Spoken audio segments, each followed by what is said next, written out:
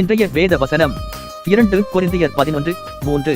ஆகிலும் சர்ப்பமானது தன்னுடைய தந்திரத்தினாலே ஏவாளை வஞ்சித்தது போல உங்கள் மனதும் கிறிஸ்துவை பற்றிய உண்மையினின்று விலகும்படி எடுக்கப்படுவோவென்று பயந்திருக்கிறேன்.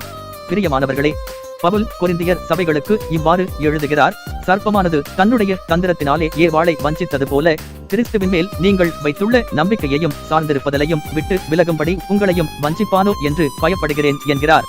ஆம், நாம் கிறிஸ்துவோடு இணைந்திருக்கும் போது, அவரோடு உறவில் பிரிவில்லாமல் நிலைத்திருக்கும் போது, அவருடைய சமூகத்தை விட்டு பிரிந்து போகும்படி சத்துருவானவன் நம்மை அநேக வழிகளில் வஞ்சிப்பான். பவுல் சொல்லியபடி ஆதியாகமம் 3ஆம் அதிகாரத்தில் ஏவாள் சத்துருவால் வஞ்சிக்கப்பட்டாள். அவள் எவ்வாறு வஞ்சிக்கப்படுகிறாள் பாருங்கள். தேவன் எதை செய்யாதே என்று சொன்னாரோ அதை செய்யும்படி சத்துரு தந்திரமாய் அவளை வஞ்சித்தான் செய்ய வைத்தான். அதனுடைய முடிவு ஆதியாகமம் 3:8 பார்க்கிறோம். தேவன் அவர்களை பார்க்கும்படி வருகிறார். ஆனால் அவர்களோ தேவன் செய்யாதே என்று சொன்னதை செய்தபடியால் கர்த்தருடைய பிரசன்னத்தை விட்டு விலகி ஓடும்படியான நிலைமை நேரிட்டது. அதன் பிறகு பாவம் அவர்களை ஆட்கொண்டது, மனமும் விலகியது. இன்றைக்கு உங்களுடைய வாழ்க்கையிலும் உங்களை வஞ்சிக்கும்படி சத்துருவானவன் பல வழிகளில் தந்திரமாய் செயல்பட்டுக் கொண்டிருக்கிறான்.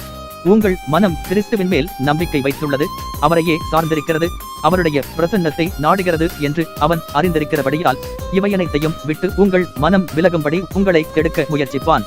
கர்த்தரை விட்டு பிரிந்து போவதற்கு ஏதுவான காரியங்களை செய்ய உங்களை வஞ்சிப்பான்.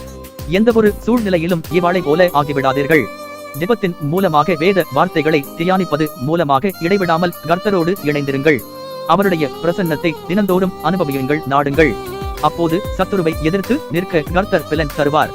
கர்த்தர் உங்களை ஆசீர்வதிப்பாராக.